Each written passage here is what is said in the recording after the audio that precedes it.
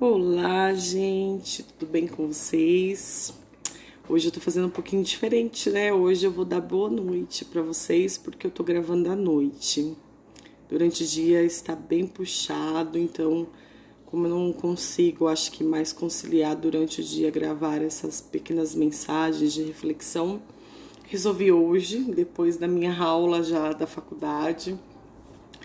Já tomei o banho para daqui a pouco descansar, se Deus quiser. Então resolvi já há uns 3 dias eu venho meditando sobre uma mensagem bíblica.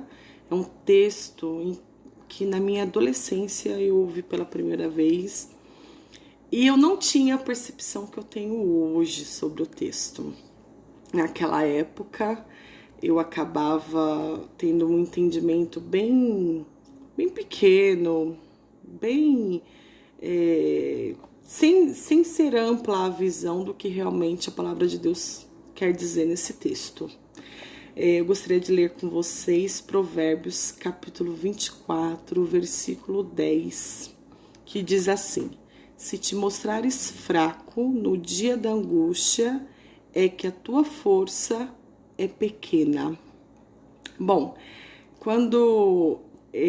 por que eu escolhi esse texto? Porque há alguns dias eu já venho pensando em certas situações, em como a gente é pego de surpresa na vida por diversos conflitos, diversas dificuldades, adversidades, enfim. E como o homem, ele não gosta de adversidade, de sofrimento, de perseguição, de aflição, de calamidade.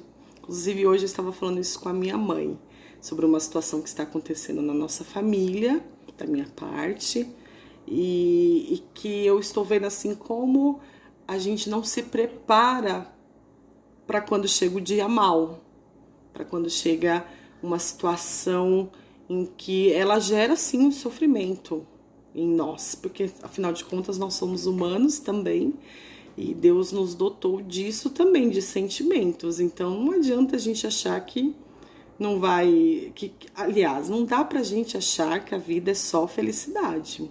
A vida também tem momentos tristes, que é com ele que a gente aprende muito mais do que os momentos felizes.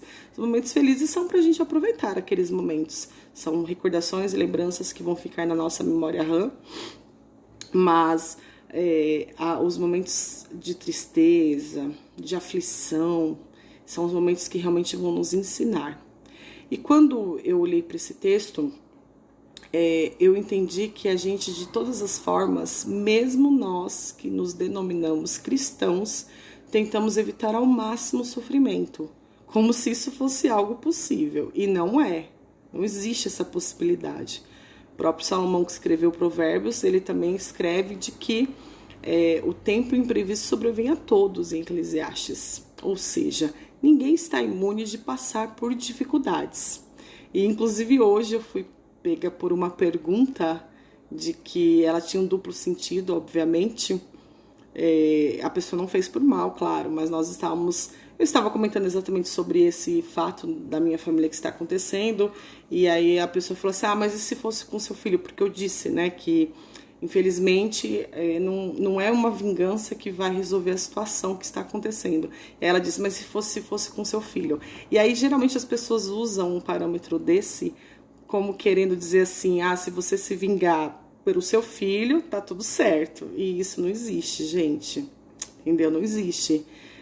Não é. Eu tenho que ser uma pessoa inteligente, que raciocine. Mães também raciocinam. Mães também, assim como elas jamais vão querer que façam algo com seus filhos, elas também não vão desejar para os filhos de outras pessoas. Senão, o sentimento tá aí bem errado, tá bem complicada a situação. Enfim, e eu, além desse fato com a minha família, eu também pude perceber assim de que às vezes por anos a gente está dentro da igreja, por anos a gente está ali ouvindo a palavra de Deus, por anos a gente está ali às vezes pregando, nós mesmos estamos pregando a palavra de Deus, e na hora de viver o momento de aflição, é como se tudo que eu pregasse, tivesse falado, tivesse incentivado a outras pessoas, ou também, mesmo que eu não preguei, eu ouvi é como se eu só ouvi, mas não entrou dentro de mim, do meu pensamento, onde me fez mudanças, onde me transformou realmente. Porque a gente não sabe lidar com esses momentos. Então, por isso que eu entendo hoje que quando Salomão escreveu esse versículo, ele fala exatamente sobre isso. É como se não adiantasse nada você ser um valente, cheio de Deus, cheio da unção, como muitos falam por aí, né? Esse daí derrama azeite. E na hora do vamos ver, de você realmente mostrar ali o que você tem aprendido com Cristo, pela sua palavra, você não sabe lidar com aquilo. Você realmente fica ali desencorajado, desanimado, derrotado, achando que tudo acabou, que já era. Às vezes vem até a ira, vem a raiva, vem outros sentimentos, enfim, tantos outros. A questão é de que a Bíblia ela sempre vai nos ensinar a sermos seres racionais e inteligentes. O maior problema da gente, da igreja, é de que a gente acha que o poder de Deus está em as pessoas pularem, gritarem. Não existe isso. O maior poder de Deus está em quando as minhas atitudes demonstram de que eu sirvo a esse Deus. Então, ou seja, a forma como eu vou me portar diante de qualquer situação, boa ou ruim, principalmente a ruim, é onde a gente vai ser mais testado. E aí eu tenho uma coletânea, na verdade não eu, meu esposo, mas é minha também, né? Do Matthew Henry, que é um escritor que eu gosto muito, porque é a linguagem mais fácil. Quando eu pego um pensamento dele, né, que ele coloca de estudo sobre esse versículo, eu vou ler para vocês aqui. Diz assim: no dia da adversidade, nós podemos desfalecer e ser desencorajados. Não dá para ser forte o tempo todo, gente. Desistir do nosso trabalho e perder a esperança de alívio. Os nossos espíritos se angustiam e nossas mãos se enfraquecem e nossos joelhos se desfazem em água. E nós nos tornamos inadequados para qualquer coisa. E frequentemente os que são mais alegres, quando estão bem, são os que mais desanimam e mais se deprimem, quando alguma coisa os aflige. Isto é uma evidência de que a nossa força ela é pequena e é um meio de enfraquecê-la ainda mais.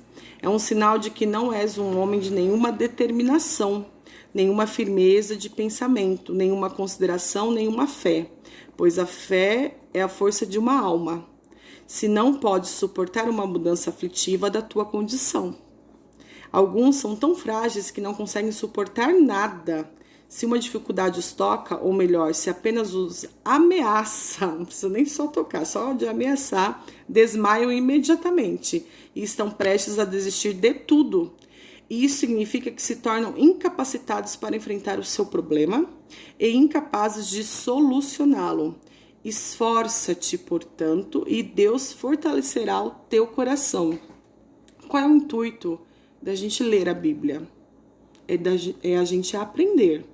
É a gente trazer para nós como um manual de vida.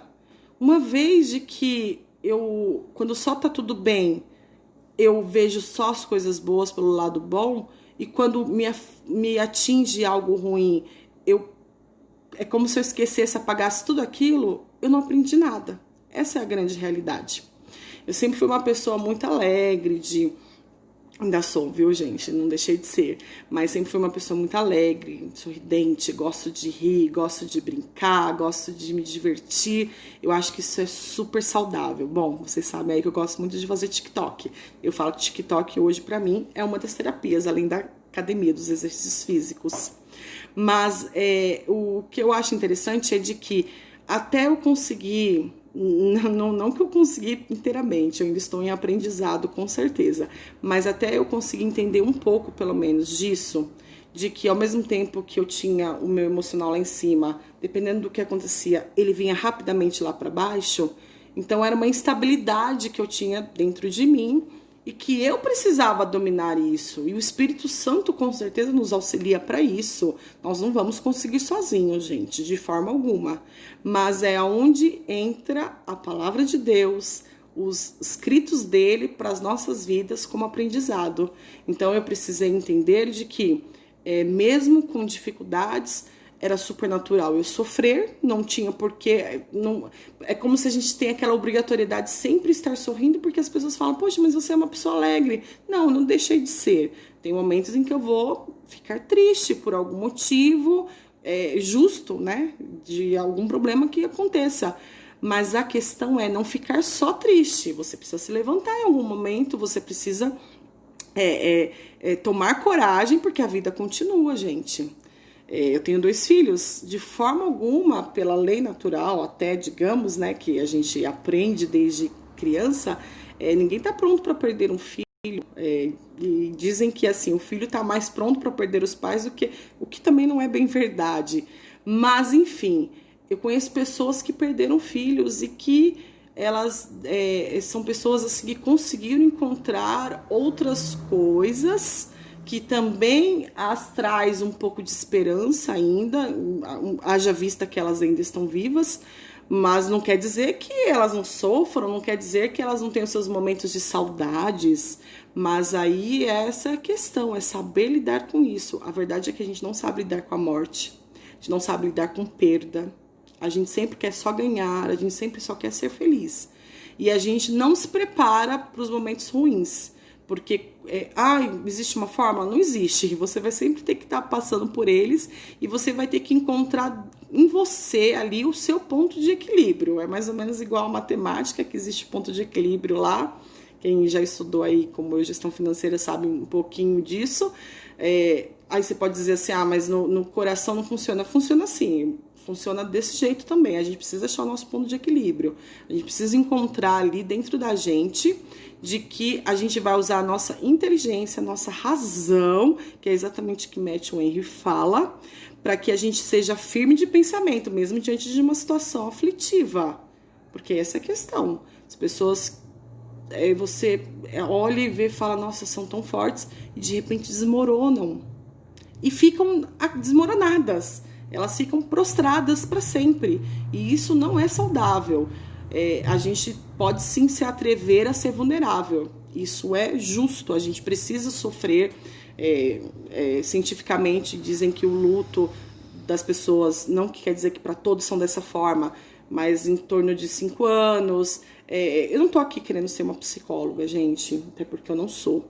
Mas o que eu quero dizer, e também não tô falando só da questão da morte, eu estou falando de uma questão de que a gente precisa entender de que não dá para fugir de sofrimento, não dá para fugir de calamidade.